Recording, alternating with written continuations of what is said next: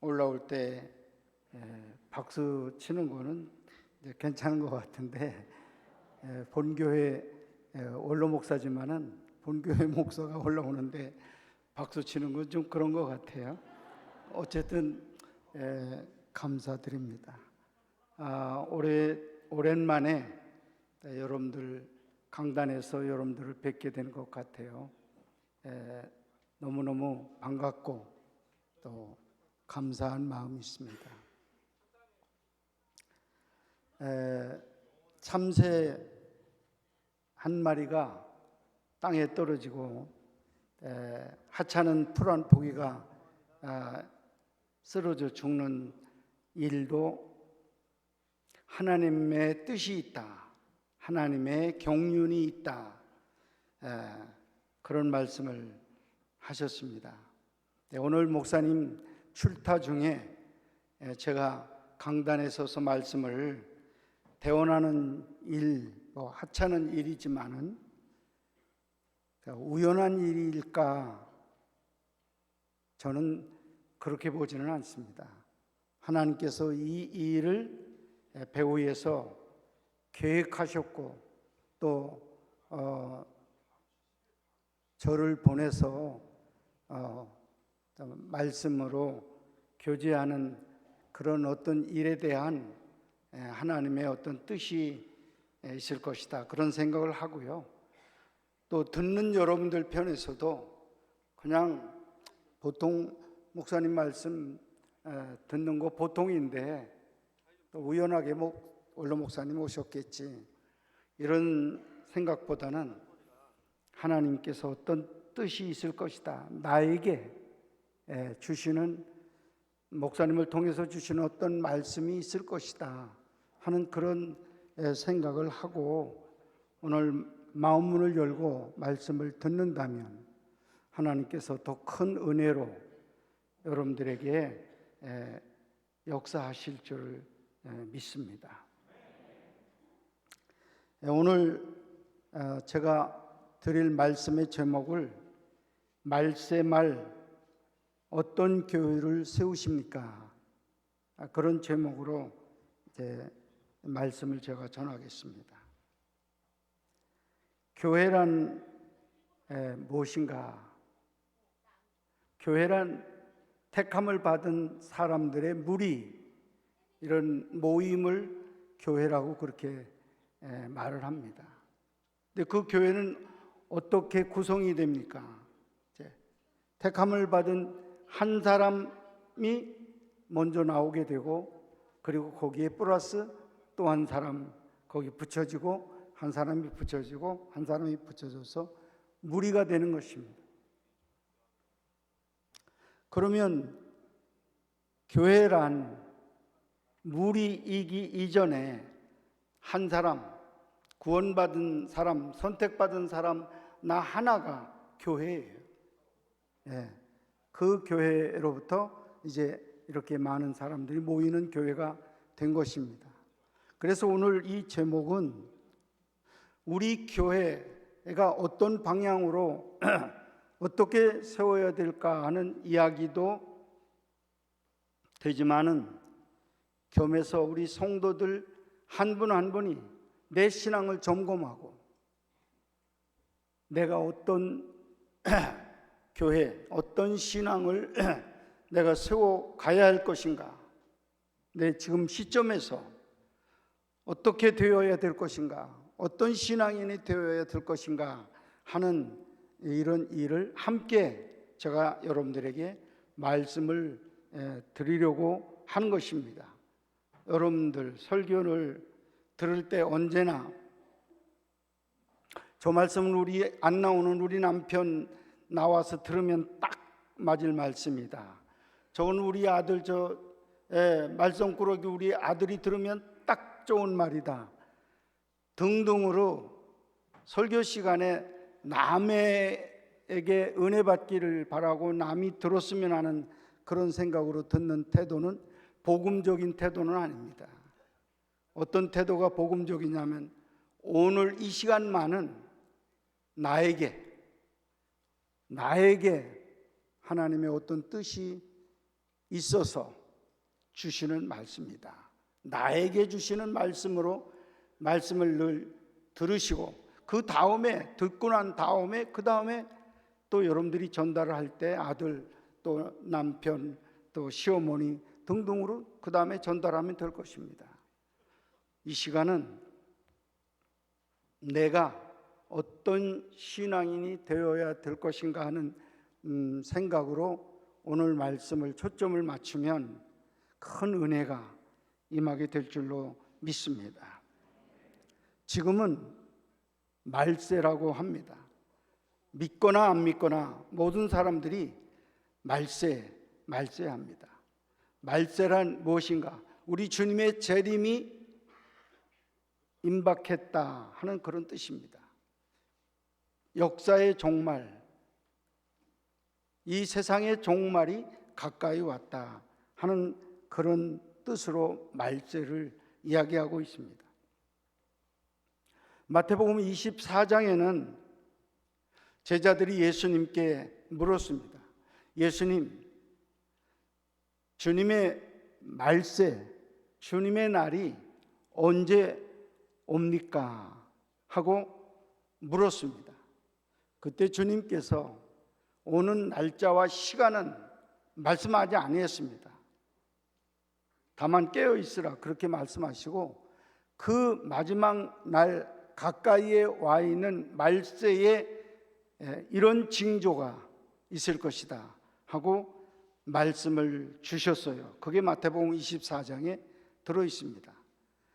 어떤 징조가 있느냐? 이단이 성행하게 될 것이다 이렇게 말씀했습니다. 요즘 이단이 극성을 부리고 있습니다. 여러분 신천지 하나님 아버지 교회가 변해서 어머니 교회 뭐 이런 등등의 이단들이 지금 얼마나 건물을 새로 짓고 크게 짓고 전도를 엄청나게 하는 그런 일을 우리가 보게 됩니다. 또 말세에 전쟁이 일어나는 것을 보면 말세가 가까이 온 줄을 알아 그랬는데 여러분 지금 전쟁이 지구 한 모퉁이에서 엄청나게 지금 벌어지고 있습니다. 제2 강국이라고 하는 러시아를 상대로 해서 지금 전쟁이 일어나고 있는데 이 전쟁으로 인해서 나라가 거의 초토화되는 모습을 우리는 화면을 통해서 보면서 얼마나 불쌍하고 얼마나 안타까울까 그런 생각을 갖습니다. 말세의 기근이 심하게 임할 것이다. 말세의 지진이 일어나게 될 것이다. 마침 얼마 전에 인도네시아에 지진이 일어났습니다. 여러분 이 지진으로 인해서 268명이 흔적도 없이 땅속에 묻혀서 죽었습니다. 그리고 한 150명은 아직도 행방불명에 대해서 찾을 수가 없어요. 약 300~400명의 인명이 없어지는 그런 일이 지금 지구 안에 일어나고 있습니다. 그리고 말세의 징조 가운데 사랑이 식어진다. 코로나로 인해서 우리가 마스크를 하게 됐어요. 그리고 모임을 자꾸 폐하게 됐어요.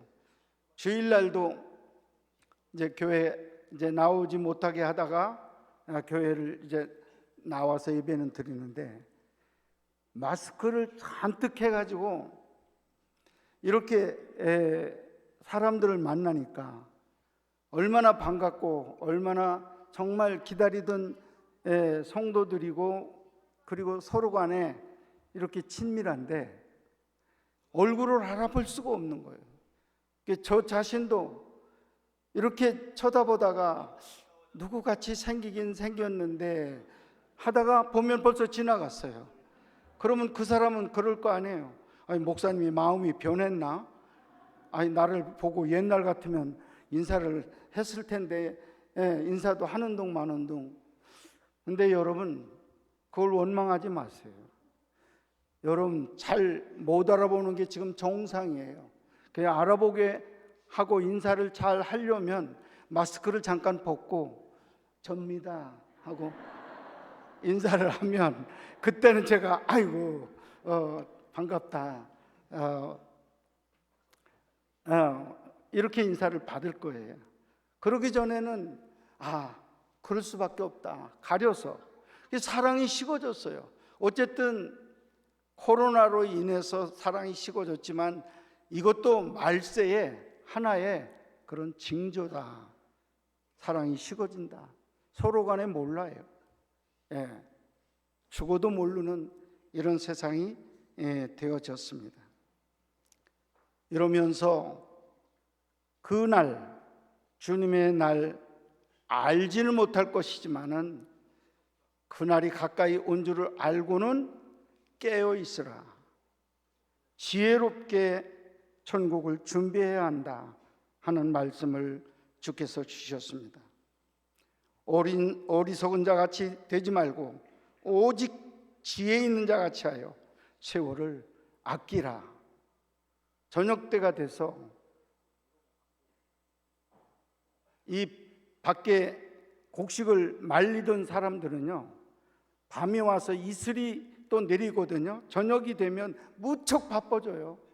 그래가지고 제가 시골에 살 때 저녁 무렵에 빨리빨리 집으로 와가지고 마당 안에 가득히 벌려놓은 곡식들, 말리느라고 벌려놓은 곡식들을 그걸 막 해서 이제 접어서 비 맞지 않는 이슬 맞지 않는 데다가 또 가두는, 이렇게 거둬들이는 그런 일을 해야만 했습니다. 근데 그때 바쁘더라고요. 손길이 바빠. 여러분 100m하고 500m하고 선수들이 마지막 결승 지점에 도착하면 더 바빠져요. 더 마지막 순간 더 분주하게 정신을 더 차리고 깨어서 열심히 달려가는 것을 볼 수가 있습니다. 지금 이때가 무엇을 할 때인가? 자세히 우리가 살피면서 정신을 차리고 지혜롭게 판단해야 되는 그런 때가 되었다는 사실을 말씀을 드립니다. 그러면 어떤 교회 세워야 될 것인가? 이 교회는 한 사람 한 사람이 교회라고 제가 말씀을 드렸습니다. 첫째는 술 취하지 말고 오직 성령의 충만함을 받으라 하는 이 말씀을 저는 첫째 대지로 삼았습니다. 성령 충만한 교회가 되고 성령 충만한 성도 한 분 한 분이 되어지기를 간절히 소원합니다. 지금 사람들은 세상으로 충만해져 있습니다. 그리고 육체의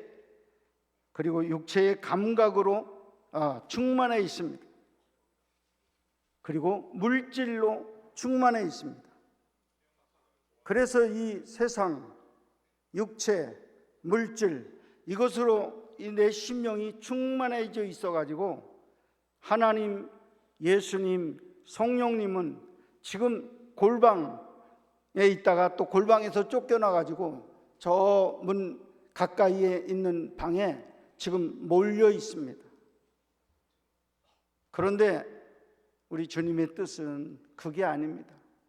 내 안에 있는 이 육체 나라고 하는 이것, 그리고 물질이라는 이것으로 가득 차 있는 것을 오히려 골방으로 몰아내고 오히려 문 밖으로 몰아내고 내 심령을 성령으로, 하나님으로, 예수님으로 충만케 하라, 이렇게 주님께서 말씀을 하시고 있습니다. 이게 말세에 우리의 그 마음가짐이 이렇게 180도로 지금 바뀌어야 된다는 걸 우리가 지금 알아야 돼요.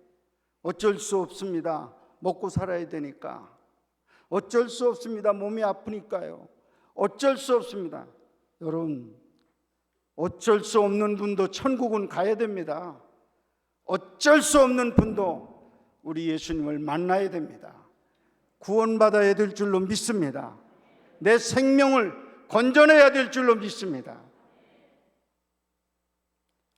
그렇기 때문에 우리의 생명, 참 생명을 위해서 여러분 모든 내 마음을 빨리빨리 비우시고 그리고 성령님으로 충만함을 받는 이런 우리가 되어야 될 줄로 믿습니다. 오직 성령 충만함을 받으라 하는 말, 오직에 강조점이 있습니다. 성령 충만 받으라 이렇게 말씀해도 될 텐데 오직이라고 그랬어요. 오직은 한 길이에요. 너희들이 살 길은 하나밖에 없다. 너희들이 정말로 지금 갈 길은 한 길밖에 없다. 그럴 때 오직이라는 말은 오직 성령의 충만함을 받으라 말씀했습니다. 그러면 성령 충만이란 무엇인가? 성령 충만은 내가 죽고 내 안에 그리스도께서 사신 것을 성령 충만이라고 말합니다. 갈라디아서 2장 20절에 그 말씀을 소개하고 있습니다. 내가 예수 그리스도와 함께 십자가에 못 박혀 죽고 오직 내 안에 그리스도께서 사신 것이라고 그렇게 말씀했습니다. 성령 충만은 내가 죽고 예수가 내 안에 사는 것을 말씀합니다. 우리가 예수님을 받아들이는 성령의 임재, 믿음의 시작이 된 뒤에 우리에게는 성령의 충만함을 주셨어요. 물 붓듯이 성령 충만함을 주셨어요. 그때 우리는 방언도 했고 방언 통역도 했고 환상도 보고 꿈도 꾸고 우리는 말씀을 깨닫는 그런 능력도 얻었어요. 근데 이 성령 충만함을 받는 것은 예수님을 처음 믿는 임재와는 다르게, 임재는 단 이례적인 사건이에요. 일생 동안에 예수님 한번 내가 받아들인 것, 내 마음속에 용접한 건 이례적인 사건이지만 성령 충만은 반복적인 사건이에요. 반복적인 사건이에요. 사도행전 2장 1절에 보면 예루살렘 교회가 성령 충만을 물붓듯이 받았습니다. 그것으로 끝 아니었어요. 그 뒤에 모일 때마다 기도하고 하나님의 말씀을 듣고 저희들이 간절히 기도해서 성령 충만을 또 받고 그 다음에 또 받고 그 다음에 또 받았어요. 왜 이렇게 계속 반복해야 될까? 내가 십자가에 못 박혀 죽었지만은 죽은 내가 다시 꿈틀거려 또 살아나, 또 살아나서 이리 꿈틀 저리 꿈틀 내가 자꾸 살기 때문에 그 살아나는 나를 또 죽이고 또 죽이고 반복적으로 또 죽여야 된다 하는 사실이에요. 사도 바울은 이 일을 내가 날마다 죽노라고 그렇게 말씀했습니다. 성령의 은혜를 받았죠. 그렇지만 날마다 죽었어요. 자기를 죽였어요. 매일매일 내가 나를 죽인 결과 내 안에 예수 그리스도께서 매일매일 살아날 수가 있었어요. 매일매일 나를 주장할 수가 있었다 하는 것입니다. 여러분, 내 자신을 십자가에 못 박혀 죽어야 되는데 내 자신 어떤 자신입니까? 죄인 내 자신이에요. 죄를 짓고 있는 내 자신을 십자가에 매일 못 박아야 돼요. 그리고 그 못 박고 죽인 그 나머지 그 자리에는 부활하신 예수 그리스도를 내 마음의 왕자 위에 모셔서 그분의 통치를 받아야 돼요. 그분의 인도함을 받아야 온전한 삶을 살 수가 있는 것입니다. 어디로 가야 될까? 그분의 인도를 받아야 돼요. 어떻게 말해야 될까? 그분의 인도를 받아야 돼요. 어떻게 생각해야 될까? 그분의 인도를 받아서 내가 생각을 해야 돼요. 어떻게 살까? 그분의 인도를 받아서 내가 살아나가야 돼요. 그 성령님의 지배, 이것이 오늘 우리에게 꼭 필요한 거예요. 그것이 성령 충만이에요. 예수의 어떤 일부분을 내가 생명을 영접한 것으로 끝, 나 구원받았다, 그게 안 된다고 그랬습니다. 부끄러운 구원은 받을 수 있지만 여러분들이 주 앞에 가서 박수 받으면서 입성하는, 우리 주님이 칭찬받는, 멸관받는 성도는 될 수가 없어요.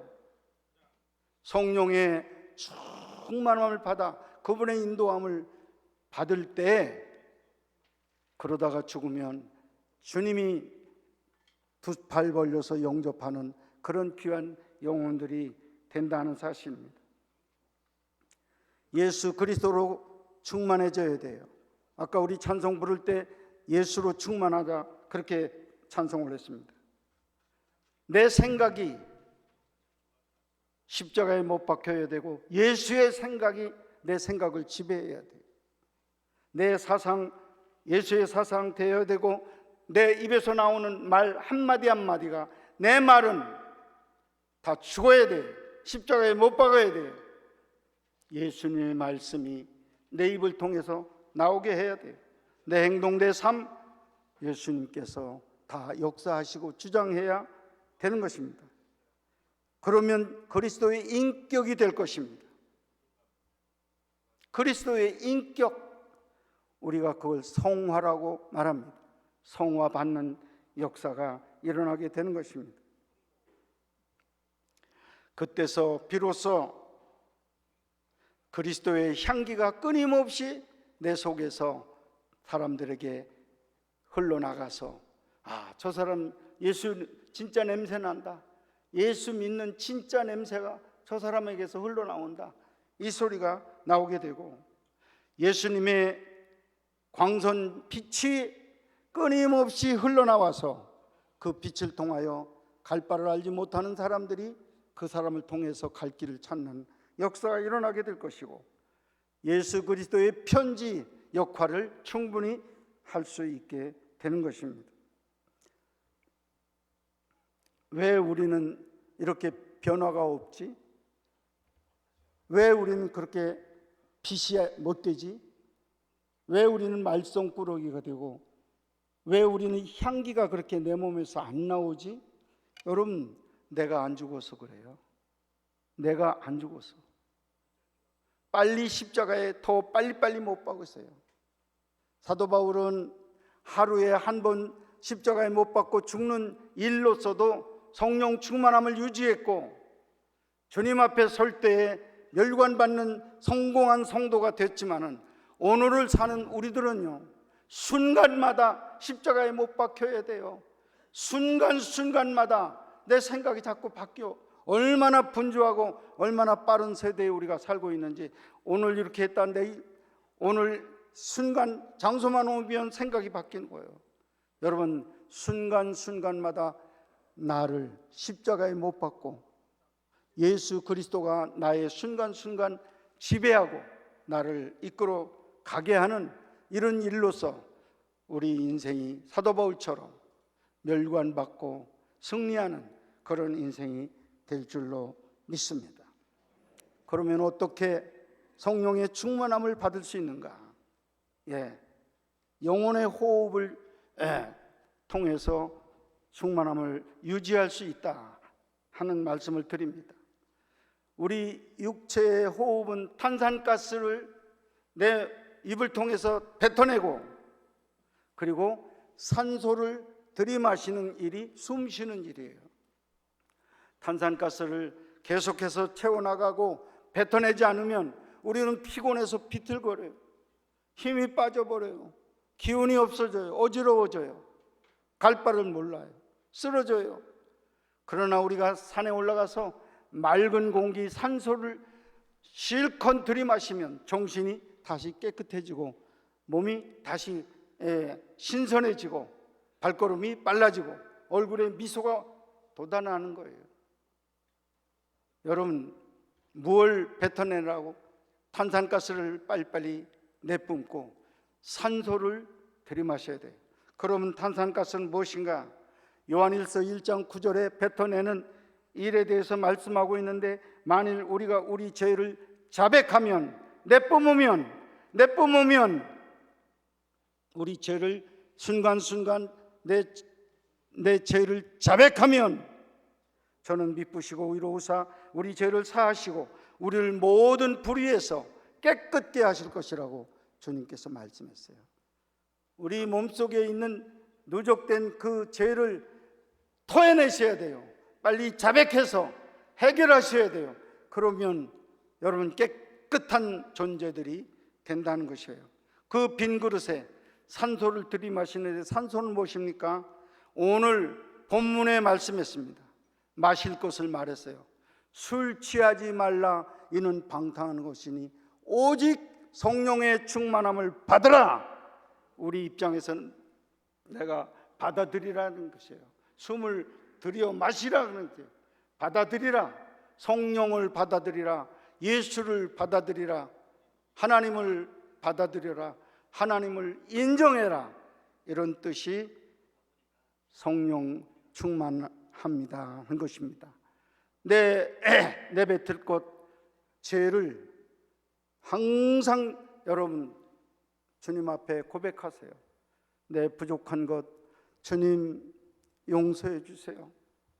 내가 이런 말실수를 했습니다. 이런 육신의 생각을 했습니다. 내가 얼마나 형제를 미워했는지 모릅니다.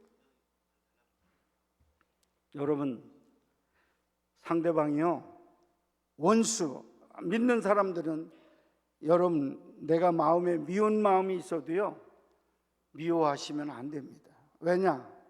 그 행동이, 미운 행동은 틀림없지만은 성화되지 못해서 나왔지, 그 안에 공통적으로 내 속에 들어있는 영원한 생명은 들어있는 사람들이에요. 영원한 생명은 공통적으로 악한 행동을 하든지 불법적인 행동을 하든지 다 들어있어요. 그렇기 때문에 안타까워하고 기도는 해줄지언정 내가 원수를 삼고 너 내가 죽이겠다, 내가 너 미워한다, 너 내가 가만히 안 둬, 그 소리는 안 되는 거예요. 왜? 주님의 피로 그 사람에게 생명을 넣었는데, 예수님이 넣어주고 하나님이 넣어준 그 생명을 여러분들이 무슨 권력으로 죽일 능력이 있어요? 불쌍히 여기고 안타까운 마음으로 기도해 주는 일, 하나님 앞에 대언해 기도해 주는 일, 중보 기도해 주는 일밖에는 다른 것이 없다.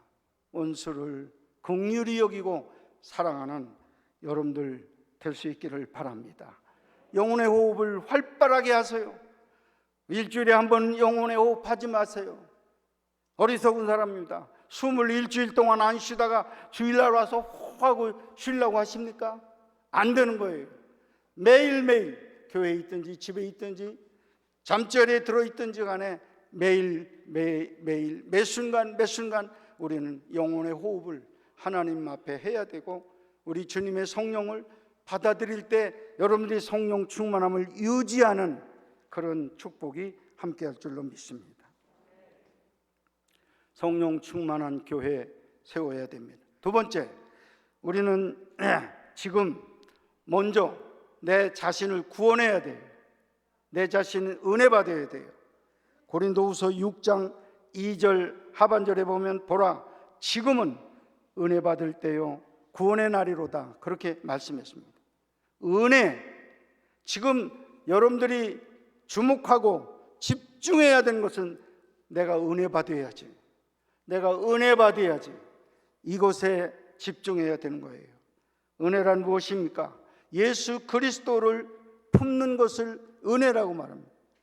주님이 주시는 선물, 하나님이 주시는 온갖 태양으로부터 공기, 모든 아내, 남편 모두가 다 은혜로 주신 선물이지만은 가장 큰 은혜는 예수 그리스도가 가장 큰 은혜예요. 믿으시면 아멘 하시기 바랍니다. 예수 그리스도가 없으면 우리는 아무것도 안 해요. 다 지옥불에 들어가야 될 버려진 인생이에요. 예수 그리스도 때문에 살아난 우리들이기 때문에 예수 그리스도가 나의 전체예요. 나의 모든 것이에요. 돈은 없어도 예수님 믿는 사람이 부자인 줄로 믿습니다. 권력은 없어도 예수 그리스도가 내 안에 있다면 권력, 누구의 권력 부럽지 않은 그런 권력이 내 안에 있어요. 아들의 권세를 준다고 우리 주님께서 말씀하셨어요. 영접하는 자 곧 그 이름을 믿는 자들에게는 하나님의 자녀가 되는 권세, 하나님의 자녀 권세, 이것이 세상의 어떤 권세보다도 더 큰 권세인 것을 믿으시기를 바랍니다. 예수님을 영접하면 하나님의 아들이 내 안에 들어온다고 그랬죠. 영접하는 자, 그 이름을 믿는 자. 여러분, 요한 1서 5장 12절에 보면 아들이 있는 자는 생명이 있고라고 말씀했습니다. 여러분, 무생물하고 유생물, 생물하고 틀린 점이 뭐예요? 돌은 무생물이에요. 생명이 없어요. 생명이. 근데 여러분에게는 생명이, 영원한 생명이, 하나님의 생명이 여러분들 속에 지금 들어와 있어요. 영접했기 때문에. 할렐루야. 내가 마음속에 영접했잖아요. 나의 구주, 나의 하나님으로 영접한 사람은 생명이 있어요. 죽어도 살아요. 생명이 있어요. 죽어도 천국 가는 줄 믿습니다. 그 뒤에 이 생명이 그냥 놔두면 어린 아이로 있어서 여러분, 천국은 들어가도 불 가운데서 얻은 불쌍한 구원 밖에는 못 얻어요. 그러나 주님으로부터 박수를 받고 영광스럽게 입성하는 구원은 성장해야 돼요. 커야 돼. 내 믿음이 커야 돼. 그러면 크게 내 믿음을 키우려면, 내 생명을 키우려면 뭐예요? 성경 말씀이 밥이고 젖이에요. 젖을 많이 먹여야 되고 밥을 많이 먹여야 성장이 되는 것입니다. 성경이 내 손 안에 있어야 되는데 저 선반 위에 올라가서 일주일에 한 번 교회에 나오는 날 성경책 대하는 사람 성장할 거 꿈에 생각하지 마세요. 그건 항상 어린애야. 항상 어린아이 같아서 생각하는 것이 어린아이 같고 말하는 것이 어린아이 같고, 2단이 와서 말하면 그 말에 귀가 속하고 3단이 와서 말하면 또 그 말이 또 맞는 것 같고, 이렇게 흔들리는 신앙은 믿음이 자라나지 아니한 신앙이에요.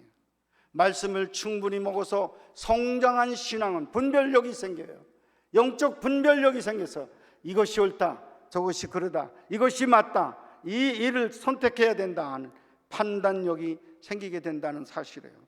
그래서 성경 말씀을 여러분들이 주야로 먹어야 되고 많이 먹어야 됩니다. 성경 말씀 디모데후서 3장 17절에 보면 하나님의 성경 말씀은 하나님의 사람으로 온전하게 한다 그랬어요. 여러분, 내가 왜 이렇게 온전하지 못할까? 내가 왜 이렇게 집사, 권사 이렇게 됐는데도 온전하지 못할까?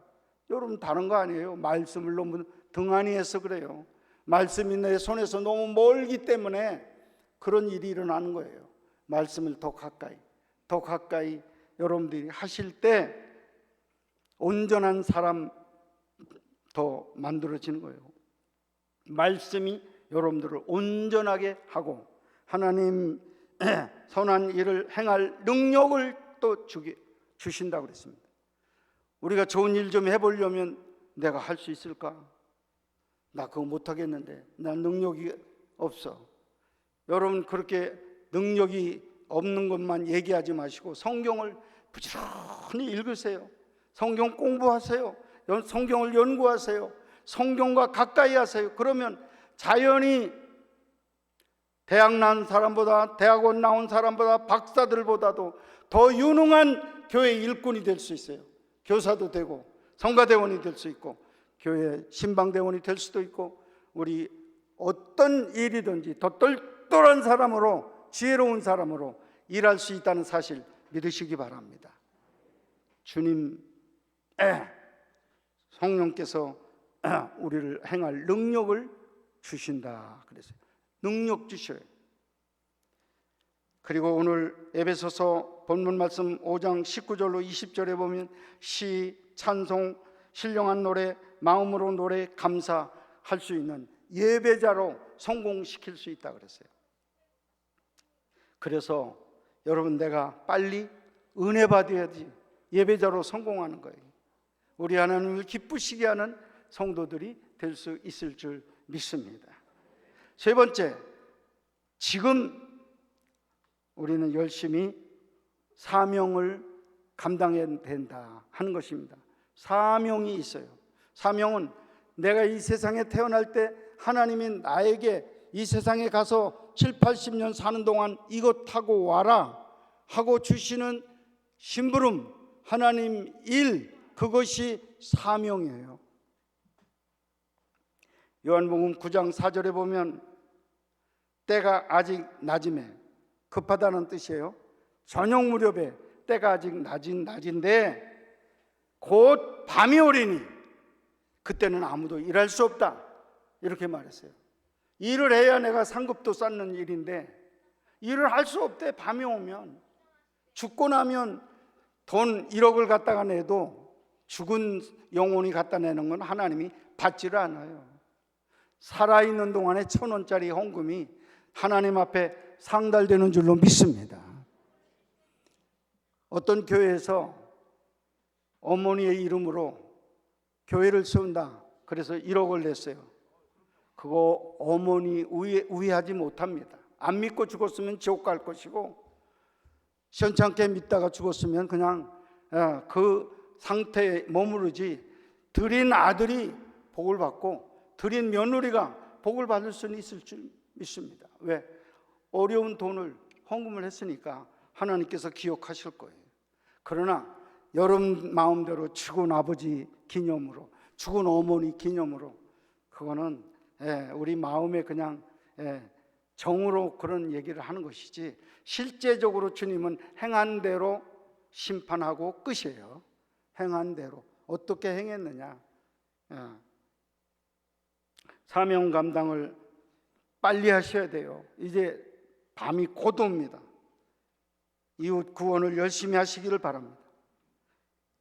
너희가 병자를 잘 돌보았고 내가 감옥에 있을 때 나를 찾아보았다 하는 말을 했고, 또 다른 사람에게는 내가 아팠을 때 찾아오지 않았고 내가 감옥에 있을 때 한 번도 면회 오지 않았다, 이런 말을 했어요. 그러니까 주님이 그 사람이 뭐라고 물었냐면, 언제 내가 주님이 감옥에 있는 걸 알고 안 찾아갔습니까? 계시다면 내가 벌써 갔을 겁니다. 그런데 내 주변에 가난하고 어려운 그 이웃 하나가 곧 나였다, 그렇게 말씀했어요. 오늘 내가 직접 대접해드릴 예수가 안 보인다고 여러분 지금 생략하고 계십니까? 내 옆에는 내가 도울 영혼들이 얼마나 많은지 몰라. 내가 찾아가서 위로하고 손 붙잡아주고 내가 이렇게 세워줄 영혼들이 얼마나 많은지 몰라요. 그걸 내가 도울 때 우리 주님은 내가 나를 도왔다, 내가 나를 찾아주었다, 내가 나를 위로했다, 내가 나에게 힘을 주었다, 우리 주님께서 하시는 말씀을 여러분들이 꼭 들으셔야 될 줄로 믿습니다. 이웃사랑의 최고봉은 전도예요. 그래서 우리는 성공하고 우리가 이만큼 살게 됐으니까 우리는 옆을 돌아보면서 영혼을 구원해야 돼. 영혼을 구원해야 돼. 영혼. 하나님에게 100마리 중에 잃어버린 한 마리 양이 얼마나 귀했던가. 10드라크마 중에 잃어버린 한 드라크마가 우리 예수님에게 얼마나 귀중했으면 그걸 찾아오는 즉시로 잔치를 하고 기뻐해라, 이렇게 말씀을 했을까요? 우리는 주님의 그 영혼을 찾는 그 간절함 우리에게 지금 있습니까? 무관심만 있습니까? 형제를 어떻게 구원할까? 내가 안 믿는 우리 가족 중에 그 사람, 내 친구 중에 그 친구, 내가 구원해야 될 텐데 하는 그런 생각 조금이라도 있었습니까? 그런 계획이 있습니까? 전혀 없습니까? 전혀 없으면 안 됩니다. 계획이 있어야 일이 이루어진다고 그랬습니다. 비전이 없으면, 꿈이 없으면 인생은 망합니다. 꿈, 비전, 계획이 있어야 그 일이 이루어져요. 저는 대학교 3학년 올라가면서 집에서 쫓겨난 상태에서 어렵게 살았어요. 그래도 제가 ROTC 신청 시간이 됐어요. 그래서 신청을 했어요. 그때 제가 기도하면서 신청한 이유는 뭐냐 하면, 군대 가면 40명 소대를 맡는다고 하는데 그 소대원에게 마음껏 전도 좀 내가 해보고 싶다는 그런 꿈이 있었어요. 그래서 하나님 아버지 새벽 기도에 기도했어요. 내가 군대에 ROTC 이번에 붙게 해주시고 내가 군대 가면 40명 전도하게 해주세요. 근데요, 그 꿈 이루어 주셨어요. 그 약한 몸 ROTC 합격하게 하고, 그리고 광주 보병학교 훈련을 받고 전방 소대장으로 입대를 하게 되었는데, 소대원 40명에게 예배 드릴 수 있는 여건을 주시더라고요. 후방에 떨어지지 않고 저 휴전선 근처에 15사단이라고 있습니다. 50년대 1대대 3소대장으로 제가 발령이 났는데, 철책선을 맞는 소대이니까 휴가 이외에는 밖에 나갈 수가 없어요. 시간적으로 주일날 이 사람들 앉혀놓고 얼마든지 예배드리고 얘기하고 할 시간이 충분한 거예요. 시골 부산이나 광주나 이 청주 떨어진 부대원들은요, 면회 가고 또 뭐 어디 예출 나가고 그랬어요. 소대장이 앉혀놔도 안 앉고 다 도망가서 빈 내무실이 다 비어요. 내무방이 다 비어. 그런데 제가 맡은 전방에 가니까 40명이 모조리 앉아있어. 전부 다 점심만 기다려, 저녁만 기다려, 때만 기다려, 먹을 거. 왜? 나갈 때가 있어야지. 나가게 하나? 헌병초소에서 막아가지고. 네. 그러니까 전도하기가 최고더라고요. 근데 하나님께서 40명 그렇게 예배를 드리게 하더니 대대장에게 이 소식이 올라가가지고, 좋은 일이다, 우리 750명 전 대대원을 내가 설교해달라. 그래서 연대에 목사님이 있으니까 그분 모셔다 드려요. 아니야, 네가 하면 더 잘할 거야. 그래서 굳이 저한테 시키는 거예요. 대대 본부 막사 뒤에 야에다가 교장을 만들어 놨어요. 계단을 만들어 놓고 1중대, 2중대, 3중대, 4중대. 그리고는 중대장한테 전부 다 동원하라는 거예요. 내부만에 있는 사람들 한 사람도 없이 다 와서 앉혀놓고 인원 보고해라. 대대장이 앞에 서서 인원을 다 보고받고, 안 나왔으면 안 나온 대로 그대로 두는 게 아니라 나올 때까지 엎드려 뻗쳐. 그래서 빨리 가서 불러와야 이제 제대로 앉혀놓는 거예요. 그리고는 다 나왔습니다 하고 인사하면 대대장이, 목사님 이제 말씀해 주세요. 제가 목사도 아니고 그때 서남교회 집사였는데 소대장이 돼가지고 어떻게 하다가 목사가 됐어요. 신학교도 안 가고. 여러분, 그래서 그 대대원 750명에게 설교를 하는 은혜를 받았어요. 내가 40명에게 전도하고픈 그런 꿈을 하나님이 키워주셨다는 거예요. 그 일이 저는 너무 감사해요. 꿈이 있어야 이루어질 게 있어요. 영혼 구원을 여러분들이 꿈꾸고 누구를 지목해서 전도하려고 하는 그런 마음이 계시면 이루어지고 더 큰 역사가 이루어지게 될 줄로 믿습니다. 여러분, 요셉은 성공한 뒤에 자기 전 가족을 먹이는 것뿐 아니라 영혼을 구원하는 그런 일을 감당을 했습니다. 성령 충만한 교회 꿈꾸시고요, 이루시기를 바라고, 은혜로운 교회, 은혜로운 심령, 내가 먼저 은혜 받자, 지금은 은혜 받을 만한 때다, 이거 명심하시고요. 지금 사명이 급해요. 주님 오실 날이 가까이 왔습니다. 때가 아직 낮음에 여러분 이웃을 돌보고 영혼을 구원하는 우리 교회 여러분 한 분 한 분 되시기를 주님의 이름으로 축원합니다.